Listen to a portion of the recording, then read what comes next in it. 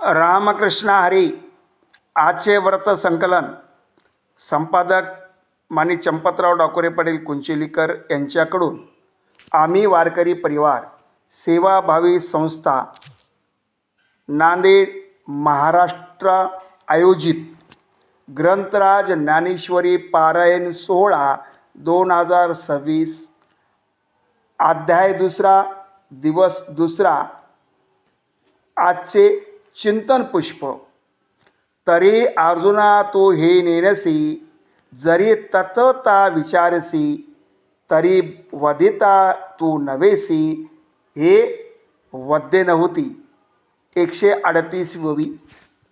त्याचा अर्थ साधकाची माऊली संतश्रेष्ठ श्री ज्ञानोबाराय वरील ओवीच्या माध्यमातून उपदेश करत आहेत. हे अर्जुना, तुला वाटते की तू यांना मारणार आहेस, पण हे पूर्ण खोटे आहे बरं का? कारण तू मारणार आहेस की मारणार आहेस हे मी ठरवणार आहे. ही सर्व माझी माया आहे. इथे तू फक्त निमित्त मात्र आहेस. अर्जुनाला मोह झाला आणि तो देवाला बोलायला लागला, हे देवा, माझ्याकडून याचा वध होणार आहे आणि माझ्याच माणसांना मी का बरं मारावं? म्हणून अर्जुन शस्त्र खाली ठेवण्याच्या तयारीत होता. त्याच वेळी भगवंताने अर्जुनाला उपदेश करण्यास सुरुवात केली. भगवंत सांगतात, हे अर्जुना, अरे या जगामध्ये आत्मा हा शाश्वत आहे, बाकी सगळं नश्वर आहे रे. जे जे दिसतं ना ते नष्ट होणारच आहे. मुंगीपासून ब्रह्मापर्यंत कोणीच अविनाशी नाही. जगताच्या शेवटी परब्रह्म ईश्वर अर्थात मी शाश्वत स्वरूपातच आहे. मग तू कोण मारणारा? या संदर्भाने माऊलीने खालील गोवी वापरले आहे.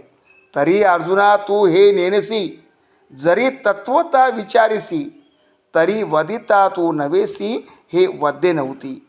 हे अर्जुना, हा तुझा भ्रम बाजूला कर, यात तुझे हित आहे.